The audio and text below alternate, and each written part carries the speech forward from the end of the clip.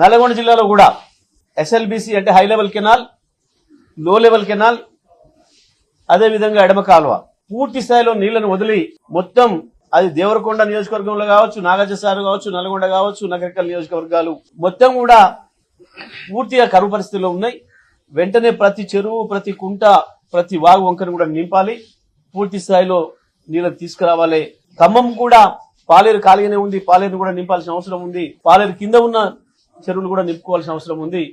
మరి పూర్తి స్థాయిలో నీటిని తీసుకొచ్చుకుంటూనే వరద జలాలు ఆగిపోక ముందే మనకు అన్ని అవకాశాలు ఉన్నాయి. కాబట్టి కృష్ణా నదిలోకి వదిలి కిందికి వదిలి సముద్రం పాలు చేస్తా ఉన్నారు. వెంటనే తక్షణ చర్యలు తీసుకోవాలని చెప్పి నేను మహబూబ్ నగర్, నల్గొండ జిల్లా మంత్రులు కూడా సోయి తెచ్చుకొని పనిచేయాలి, వెంటనే సమీక్షలు చేసుకోవాలి, అధికారులకు ఆదేశాలు ఇవ్వాలి అని చెప్పి విజ్ఞప్తి చేస్తా ఉన్నా. అదేవిధంగా ఎస్ఆర్ఎస్పీ ఆ ప్రాంతం నుంచి కూడా కాళేశ్వరం ఎట్టి పరిస్థితుల్లో పంపులు ప్రారంభం చేయాలి. సూర్యాపేటకు సంబంధించి, సూర్యాపేట జిల్లాకు సంబంధించి వెంటనే మీరు నీళ్లు తీసుకొస్తేనే అది సాధ్యమైతే. ఈ గోదావరిలో ఇప్పటికి కూడా లక్షలాది క్యూసెక్ల నీళ్లు పోతున్నాయి, కిందికి పోతున్నాయి.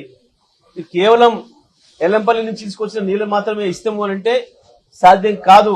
ఎప్పటికైనా సరే తప్పకుండా కాళేశ్వరం నీళ్లే రావాలి తప్ప. ఎందుకంటే మీరు ఊదరగొట్టిండ్రు.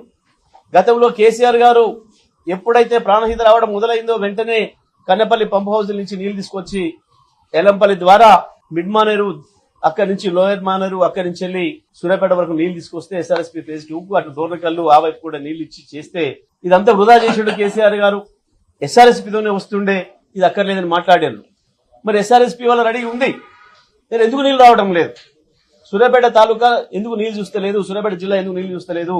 వరంగల్ జిల్లా ఎందుకు ఇప్పటికి కూడా ఇంకా కరువులో కనబడుతుంది? సమాధానం చెప్పాల్సిన అవసరం ఉంది.